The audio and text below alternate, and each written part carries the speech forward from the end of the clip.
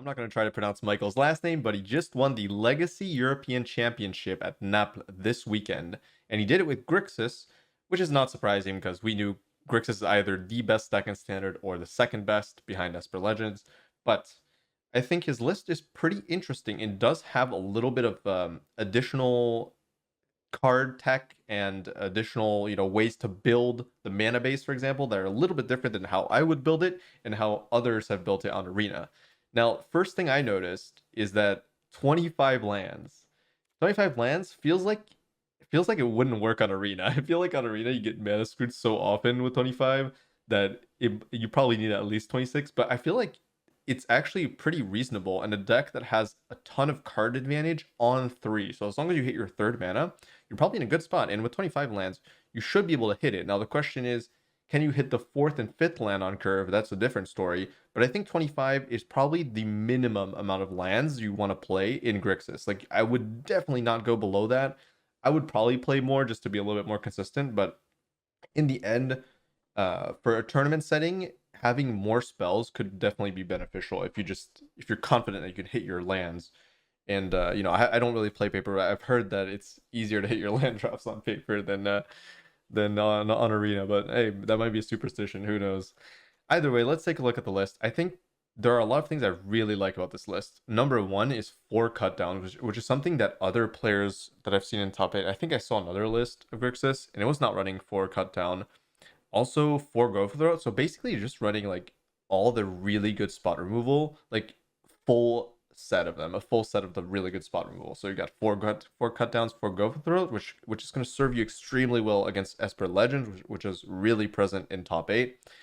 And another thing I really like is Graveyard Trespasser, which was a card that you see a lot more in the Rakdos decks because they don't have a Praiser. But it kind of makes sense to just play it as an additional way to hate the graveyard, especially with people potentially running Atraxa Reanimator as well. And against Rafine, you've got them putting like Denix in the graveyard. In the mirror match, you want to take out the creatures quickly. I feel like Trespasser has been such a good card in Standard in general that it kind of makes sense for it to just make an appearance in the list. Now, I think it might be like this is probably the replacement for the 26th and 27th land, quote unquote, potentially, because this would be probably the last addition to the deck. It would be like your last consideration for a card. At least I would see it that way. I don't know what his deck building process was, but that's how I see it. It's probably the weakest quote unquote card in the deck. It's not like core. That's why not many people are playing it. But I think it served him. It must have served him very well this weekend as a card that has Ward discarded card in the Grixis mirrors. That's fantastic. It's pretty decent against Esper, as I said before, but it's not that good against Esper. Again, like Esper, they don't really tend to care about removing your things, and you can't necessarily attack into their defenses sometimes, like they have a shield red out or something. But with 4 go for 4 cut down, you're already in a good spot against Esper. So making it the deck a little bit awkward or not having a card that's fantastic against it kind of makes up for the fact that you have so many spells that are extremely powerful against Esper. Obviously, we see like the classic, the 4 make the few copies of Make the Spirit, not the 4. I know people have been shying away from the card as the metagame has kind of moved towards Esper Legends and Grixis at the top. You have to make sure you don't have too many counter spells against Esper, because if they slam Athalia, suddenly this costs a little bit too much to hold up most of the time, and you want to be a little bit more proactive with your spells. Also, one Abrade kind of makes sense. Bankbuster is kind of a problem for Grixis, and having that one way of dealing with it and another in the board is fine. Like, you don't need to respect Bankbuster too much, I think. So it's reasonable to have like a total of 2 copies. I kind of like that. One Bankbuster is something that I think is kind of actually a little bit different from other lists. I think most people tend to play at least 2 Bankbusters because of the amount of insane advantage it gives you when you're on the play and you slam it turn 2. In terms of like resources or even board presence, if you play like one of the 3/3s on turn 3, in terms of having like shield red potentially crew the Bankbuster on defense so it doesn't have to block and put it into range of like a Braid or mono red spells. So that's really, really interesting. I mean, again, Grixis has like many builds, so I think all of this is within reason. The only card that stands out to me is the Graveyard Trespasser, which is what I mentioned before.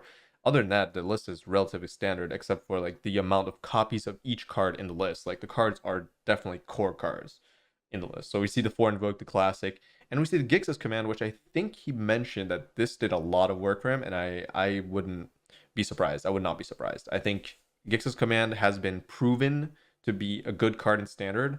A lot, it's definitely gained popularity since its release over time. Like, it's been an upwards trend for Grixis command, and I think it's only getting better as the metagame moves on, since the flexibility is like a core aspect of what makes the card so good. And I think it's definitely a card worth looking at in these lists, and it goes along very well in the 5-drop slot with an Invoke to spare, since you can like you can sweep before you invoke. That way you clear the board of like most pests, and then you get the sack on the card you want the next turn. It's just very good. Also, you know, being able to bring back your creatures, especially Graveyard Trespasser, that will most likely have been removed for an extra card, since they have to discard a card to the ward.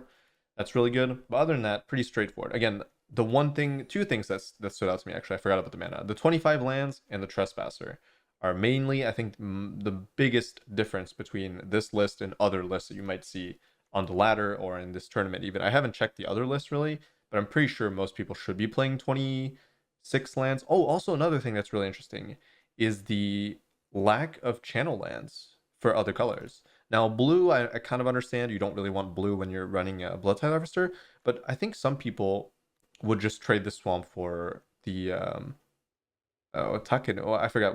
No, it's not Taken. It's Sokenzan. Yeah, the red one. But I think some people are respecting land destruction. It kind of makes sense. I mean, nobody's running land destruction, but you know, better safe than sorry, as they say. I don't think the Sokenzan adds that much power to the deck, but it's kind of nice to have an additional land that does something. Although you could argue that it's actually not really that important when you're running 25. I think this Sokenzan would have been the 26th land, you know, because if you're running 25, you already have less opportunities to draw land. So, you know, having that extra utility land is probably not going to matter, because you're most likely just going to want to play your lands out every time you draw one, since you're only playing 25. And with the four cycle lands, you don't really care about having another spell, quote unquote, in the late game, when your deck is already stacked with good spells and good value. Either way, that's it for the main deck. That's how I see it, at least. And the sideboard is, I think, pretty straightforward, although I do really love the 2 Parasitic Grasps. I feel like you have to respect Mono Red. You absolutely have to respect Mono Red. Mono Red has shown up in a recent time, especially on Arena. I don't know if it showed up that much in the tournament, but making sure you do not get blown out by Mono Red is definitely something you have to respect.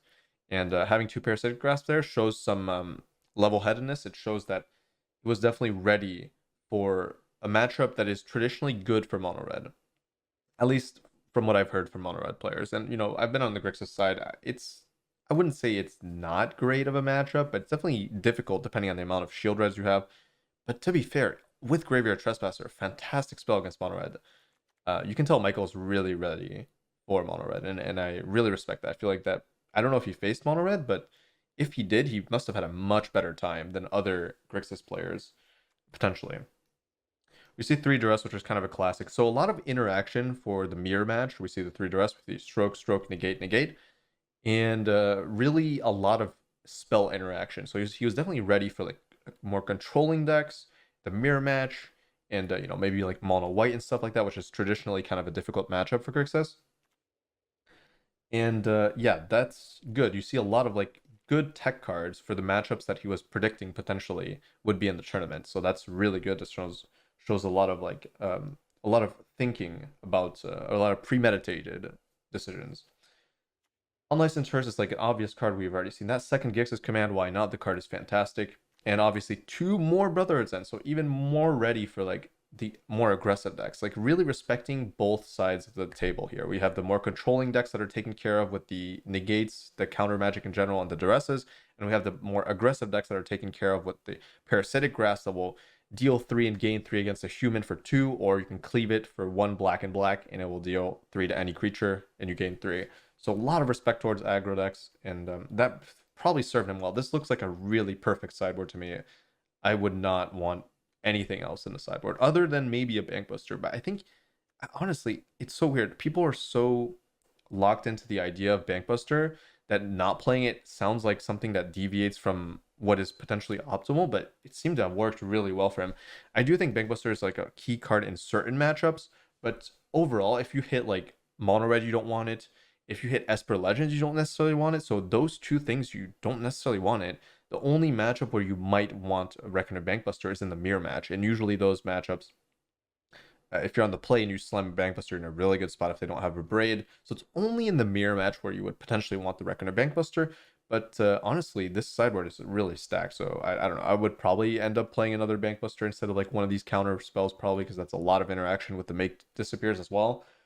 Just these strokes, for example, or yeah, it would probably be one stroke for one Bankbuster. I think the strokes are a little bit not super impactful in this metagame. Again, Mono Red doesn't really care about that. Esper Legends, you don't really want to hold up a counterspell against them. Usually they're curving out. You're busy like trying to remove stuff. So in the mirror match, negate is better than stroke. The only card you would stroke is that can't get negated is Shield Red, and negate also allows you to stabilize earlier thanks to them not being able to resolve Fable, which is really important. So it would have hit the Shield Red, but you already have 4 Go for the Throat. So I would probably, that's what I would do, but again, I think it's totally like it's very marginal. And again, this was specifically for a tournament, so I'm assuming maybe he was kind of scared of like some control decks maybe, and that was probably the decision for the single stroke. I'm not 100% sure, but Bankbuster is also getting its control. I don't really know what the second stroke is for. I don't have contact with Michael. I can't ask him, but maybe he clarified it on it in an interview or something. I have no idea. But either way, I'm going to go ahead, bring this on ladder, play a match or two depending on the length, and let's see how it does with 25 lands.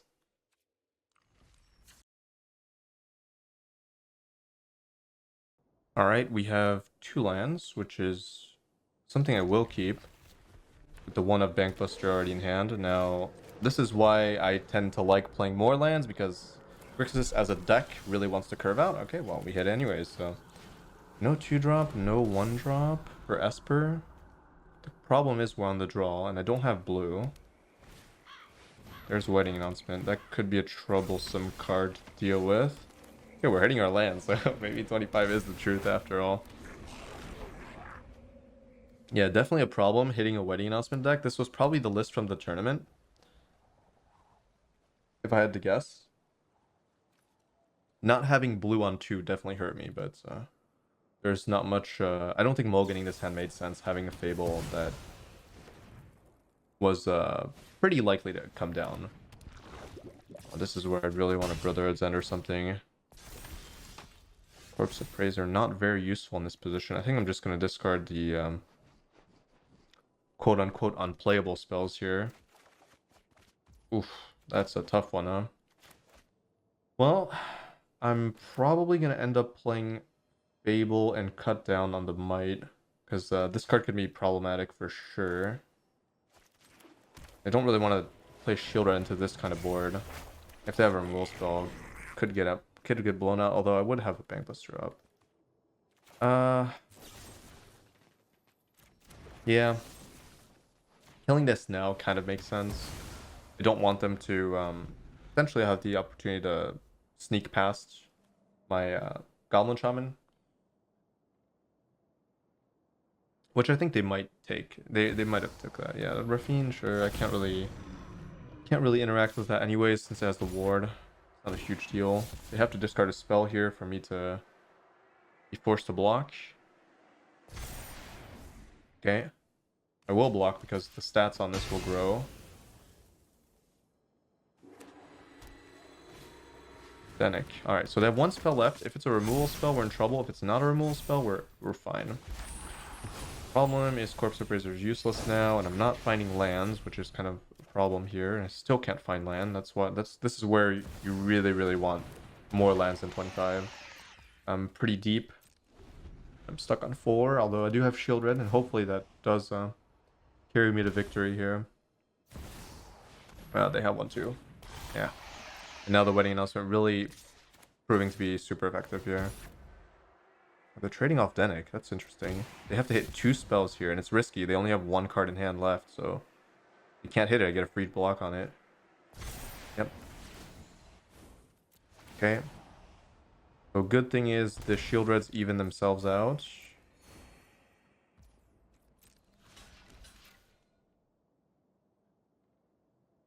Oh, well, they have everything. That's unfortunate. This is a pretty bad matchup, though, the wedding announcement list. And, yeah, them hitting Shield Red, Rafine, and exactly Eganjo as well is a really rough one.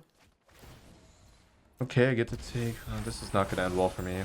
I can't find land. I can't cast the Corpse Appraiser. So we're really feeling the downside of not playing 27, if not more, lands here. It's a tough one. Go upkeep. Make a Trespasser. Yeah, this is a really tough spot to be in. I would have much rather played Corpse Appraiser than Trespasser, but with the lack of mana, it's not doable, so that's unfortunate. And now they have the Plaza up as well. I really need to hit this, and that will reduce the amount of pressure by quite a decent amount, at least. Don't really know how to necessarily win this through the Plaza, but we'll see. krowz is fine, I guess. If I hit my land, I should hit my land, right? I mean, we're pretty deep here. We're 17 cards in.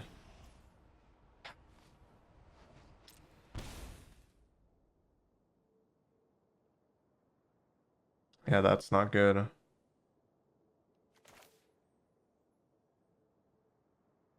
And I have to try to kill this now, too. It's just really unfortunate. Because if I let them untap to get the Skrelv out, I can't flip to Knight.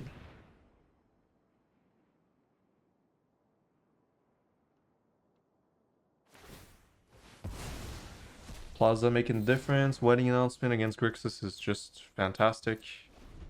Some of the Rafine lists, some of the Legends lists in the tournament were running wedding announcement. It was a good call, I think, because of the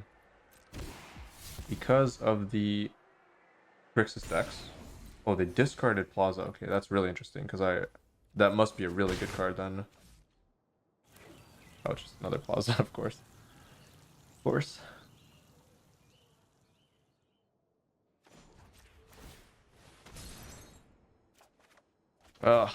Yeah, playing 25 lands with how many fast lands? I didn't comment on that, but 3 and 3. 6 fast lands, 25 lands. Okay, that's a spell I needed. Might be a little bit late though. Although we'll find out. Yeah, the problem is it's too late. I hit a tap land. That's really unfortunate.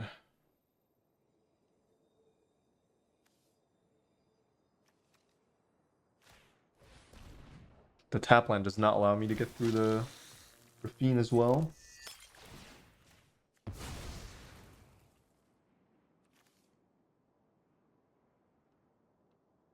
I'll most likely end up copying the Glutton here, since that can protect either way. No real point.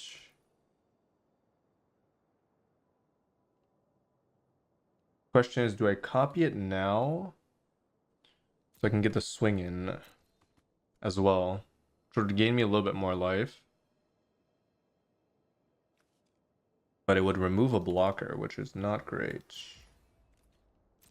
Probably can't do that.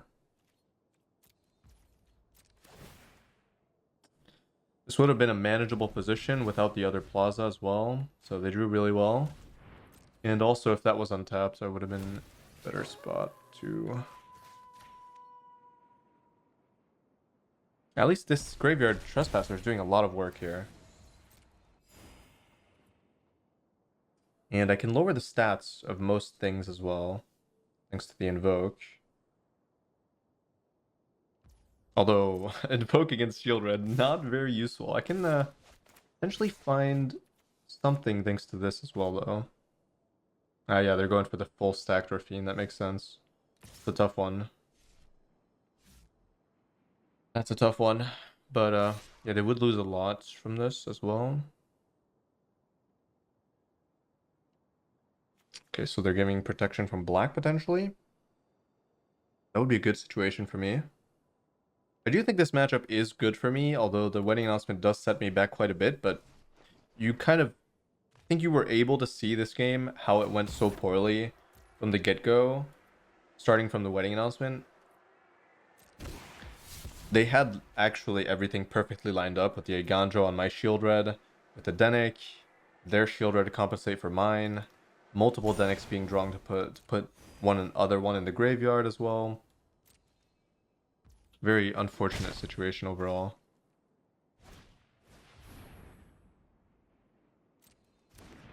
Thalia is really annoying.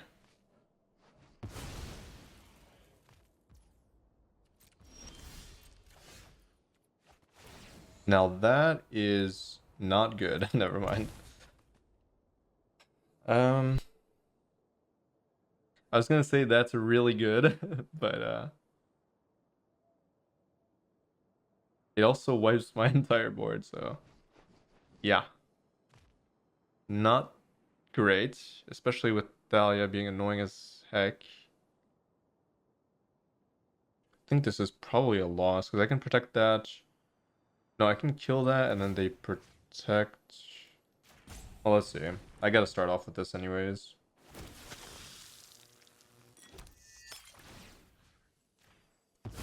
They'll protect shield red. I get the Rafine down. Guess it's not the worst case scenario. Protecting Rafine, okay.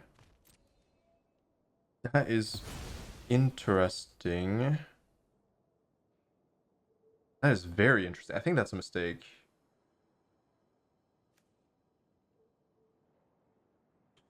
I think that's a mistake.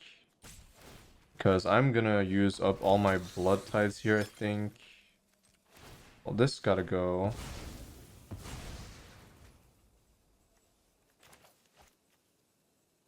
Yeah, I don't think I need to do that much, right? As in, I can just play this and gain some life. Well, oh, wait. Oh, no, it's fine, it's fine. I have my own cards. I was like, oh no, I don't have enough to exile. Oof. That is gonna be not very useful. I just take land here.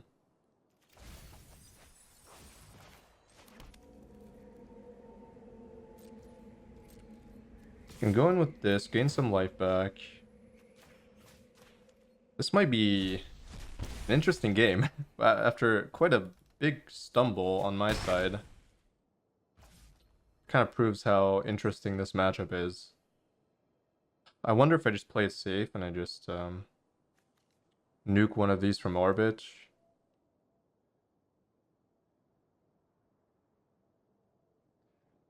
But then I won't have an access to a surefire way to kill Rafine, so I probably can't do that.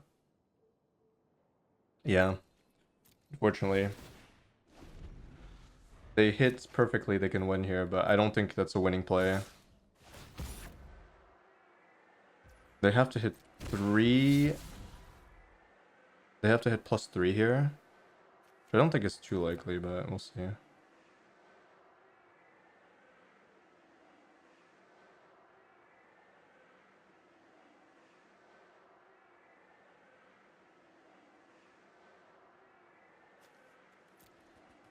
It's a risk I'm willing to take, being in a pretty bad position, I think. Okay, good now. I think on average, legendary, I mean, as per Legends, I've been in this spot before, and there's a lot of lands in the deck due to the fact that you're playing a bunch of channel lands as well. So you need a lot of mana in the deck, period. Ooh, if they have removal. Oh man, that sucks. Okay, that's really bad. Well, I guess I'm dead. That's unfortunate. I probably should have minused on that. Whatever. I could have tried to Hail Mary something, but not necessarily be able to race that though. Yeah, that was my bad. I played that poorly.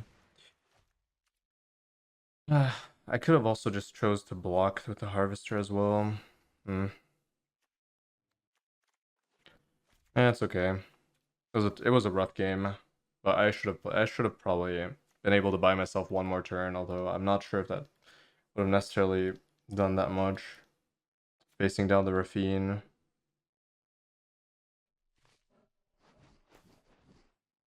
Would have been able to gain a little bit of life back. It was a tough game either way. Let's assume I did do that. They can just... Oh, they would have been able to just slam Shield Red and I would have lost it. Yeah, they would have been able to do it. So they didn't even need this. All they had to do was find a Shield Red and they would have found it. And then I would have no trespass. Yeah, I would have lost anyways, but I should have played that a little bit better.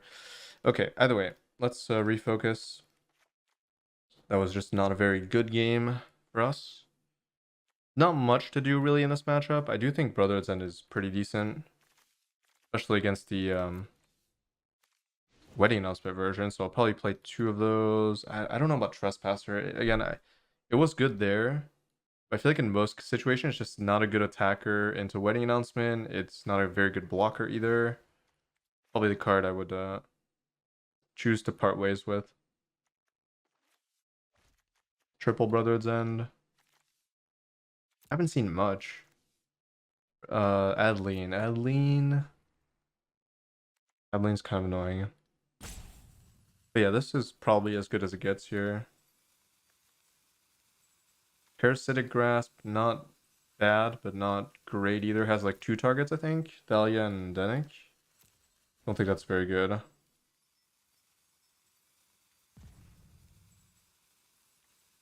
Could also choose to play some more counter magic, but I feel like Brotherhood's End is kind of important to deal with Skrelv. That's the main thing. Usually you don't want to spot remove Skrelv because it's so cheap. Rather try to catch something else with it. Ugh. That's unfortunate.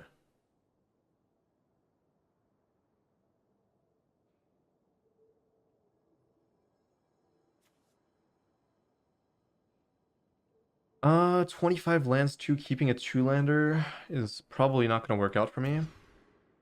No red either, wow. I kind of have to keep that though. So just remove that, try to hit a red, which, wait, how many red sources are there? 4, 10, 16 red sources. It's pretty decent odds. I could keep this in the situation where I don't find red, but that means I would have to naturally top deck lands, which is probably not happening. So, 25 lands, I can't really bank on the fact that I'll just draw lands naturally until 5. So I think it's more likely to try to find red here rather than 2.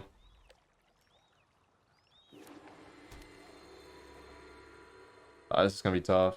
This is going to be very tough. I don't think mulliganing was the correct decision as well. That was not a red land, even though I had a pretty high opportunity, pretty high chance finding a red source. Well, they don't have much either, but we're both kind of in a screwed position. Playing that into counter magic does sound really bad. But they're also running Thalia, so why would they have counter magic?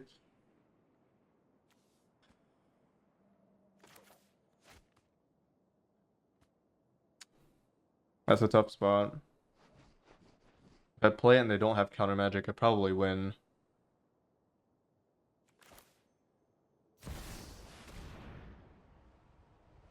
Ah, they have it. Well, weird deck list though. I don't know why they're playing Make Disappear and Thalia in the same deck. But they are. What I was scared there is they find land, they play Wedding Announcement, and then suddenly I'm kind of behind.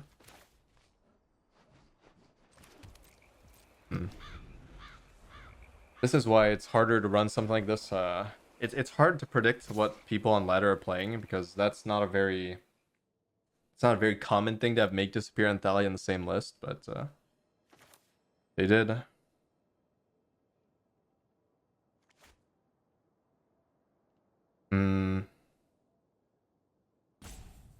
Yeah.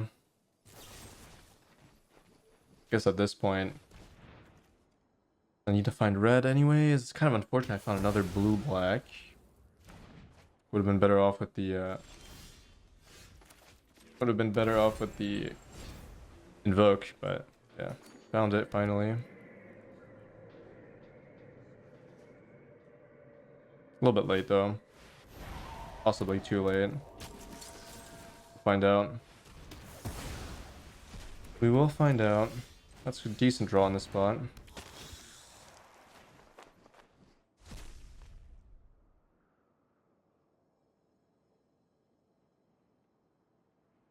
Land for Fable. Well, actually, it's probably just land for Bankbuster, really. I need to start drawing cards. More mana efficient. Update. They have everything. Very unfortunate. And they managed to find land 4 to get Denick out the graveyard, which is quite unfortunate as well. That's pretty good. Hopefully it finds me land. It did. It's good, I can discard the Brotherhood's End and the Lounge.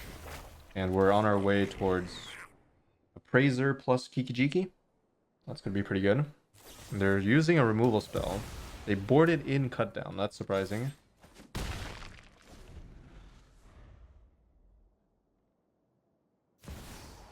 There's Shield Red, just in time. I had to use my, yeah, it's just unfortunate.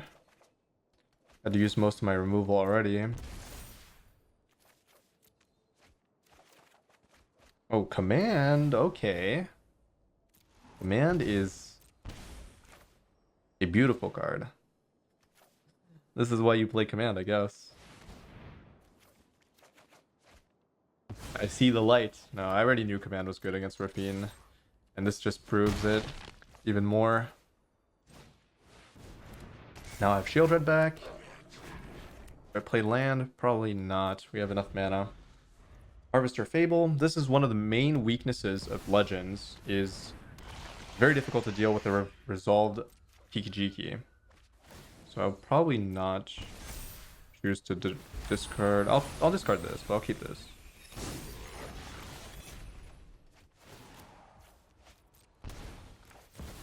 Shield Red. There is...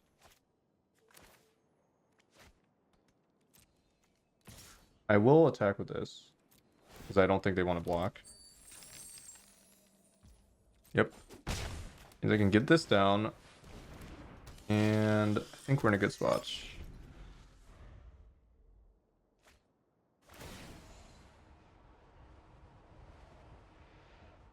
I hope we're in a good spot, finally. Yeah. Getting mana screwed with Legends is really tough, because you don't have... The overall mana efficiency in the deck is good, but it's not fantastic either. So they have to use a removal spell on that. That is not great, but whatever.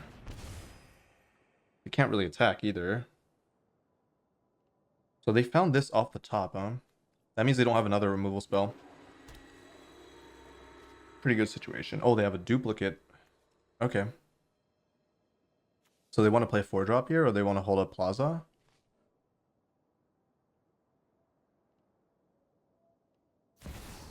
Rafine attack? Really?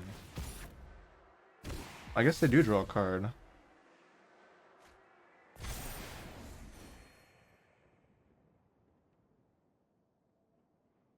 This is a very peculiar situation. Just say I don't want to take damage, but I wouldn't say I can block here either.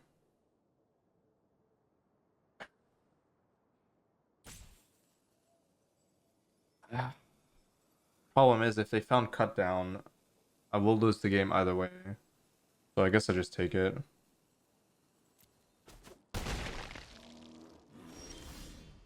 Well, that's pretty good, but actually that is very good. I would have potentially had to use the Brotherhood's End there.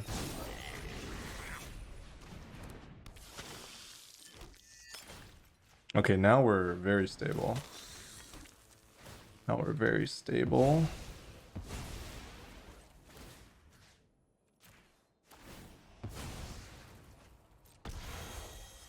Even against the shield red top deck.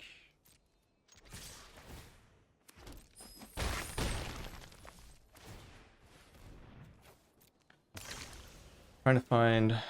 Oh. Oh no, I didn't have the mana for that. I was like, wait, did I just... Well, no, I couldn't draw either. Yeah, never mind. Put shield red down. Zenic.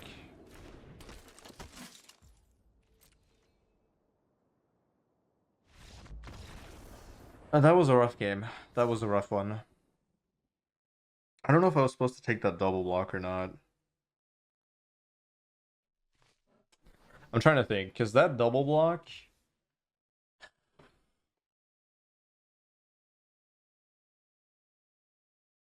I don't know. I don't know. I feel like it was a risk worth taking, but if I don't find anything... Yeah, well, I would have been forced to use the... I don't know. Taking the double block... What kind of land did they have up? Did they have white up? I don't think they did. I leave Rafinam at 5. Yeah, it was probably correct to take the double block. Even though I'm hindsighting with the top deck harvester, that worked out.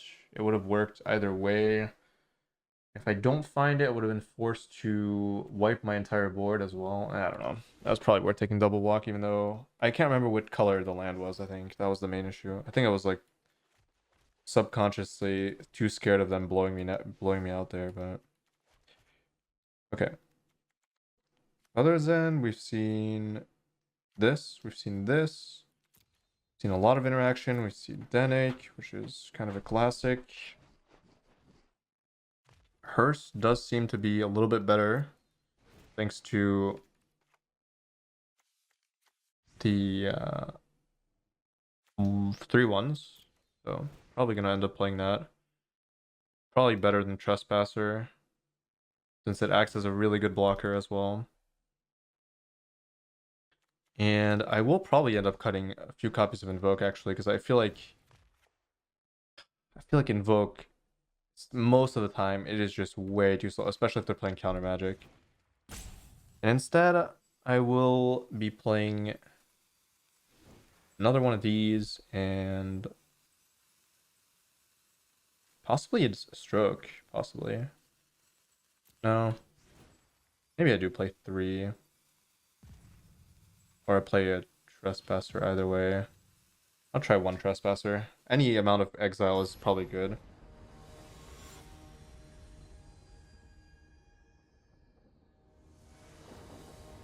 Let's just hope they don't have the fastest start and I actually find good mana for once, and I did. Now we need to dodge Thalia, and since we know they're playing Make Disappear, they probably have like only 2 copies of Thalia, potentially. There's no way they're running 4 copies of Thalia and Make Disappear, right? Okay, finally they're getting... they're the ones with a mana problem, with a, I mean, I guess a multi-5. Not just a mana problem. It's interesting because if I don't play, I should play. Even though they could resolve wedding announcement here. The problem is if I wait and they just don't play anything, they can gain a mana advantage, and I'm not the one with 3 mana. I'm the one with 2 mana. I don't know if they have 3 mana or not. Yeah, that's unfortunate, but it is what it is. They would just not cast that, so... Not the end of the world. I have to be proactive in this position with only 2 mana available to me. Like, if they have their 4th mana as well, the longer the game goes on, the worse it is for me to hold this up. Denek. Okay, so I'm looking for land. Found it, but it's tapped. Unfortunate.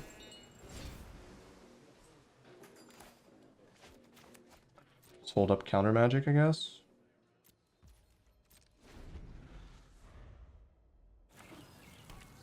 Found 4th mana. The sweating announcement doesn't do much as long as I remove everything. I think the bigger issue at hand is that... Okay, nothing. Alright, sure.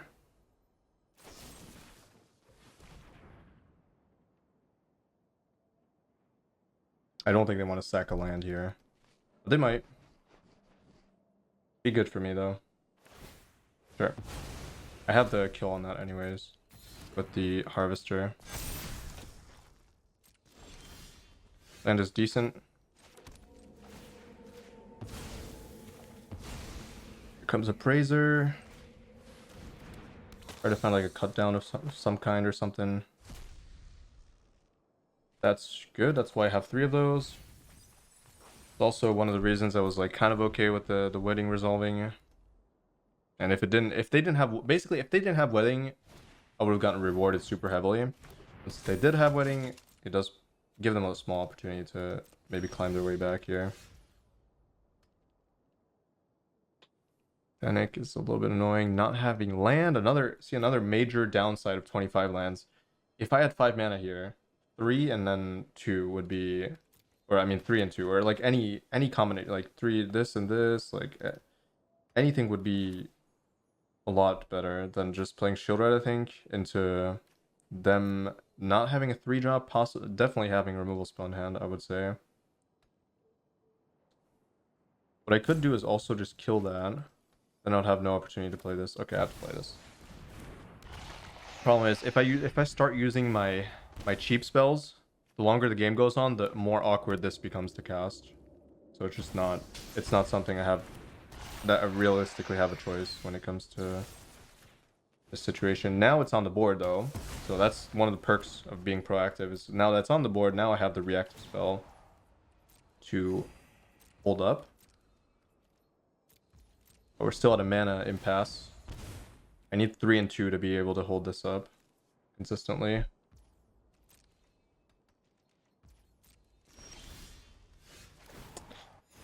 Well, at least we got Shield Red down. That's all I can say about that. And I can protect it.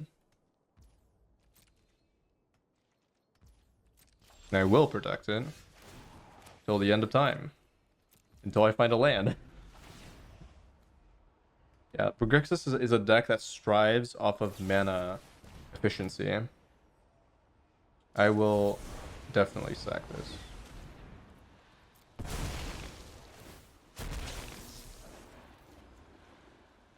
What was I saying? Yeah, mana efficiency. So Grixis is a deck that has so many ways to utilize mana, draw more spells, and you want to cast those spells on curve as well. So playing 25 lands, especially on Arena, it is tough. Because once your opponent gains a mana advantage on you, your counter spells are worse. Your proactive plays are worse because you can't usually protect them or play a removal spell in conjunction with them.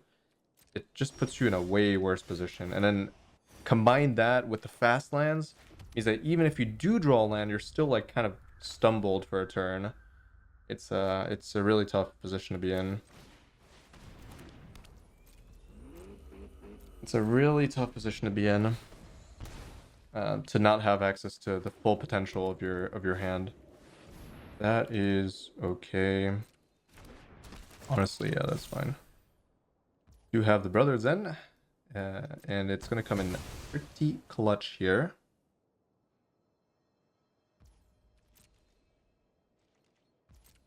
If they don't have a counter spell, which they most likely do at this point.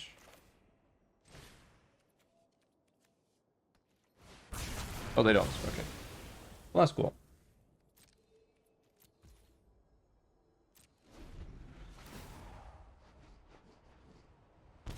The power of Brothers then against... even against Wedding. Problem is my cut down is very much bad here due to ooh, that's a very interesting proposition. But yeah, sure, so be it. The problem is, yeah, my cut downs are just really bad here.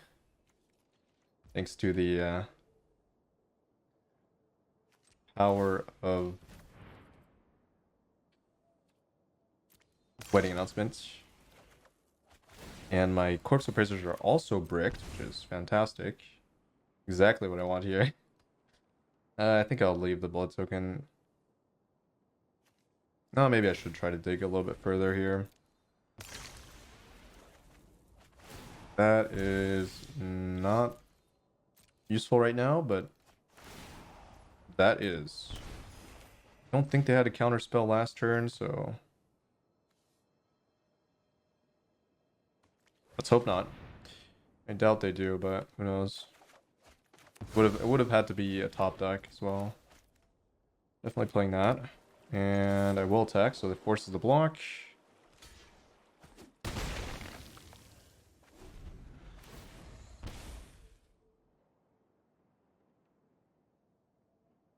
This was a pretty scuffed best of 3. It's always rough when I end up playing my first match for the recording. First match of the day. I'm not like warmed up or anything. It takes a while to get in the groove too.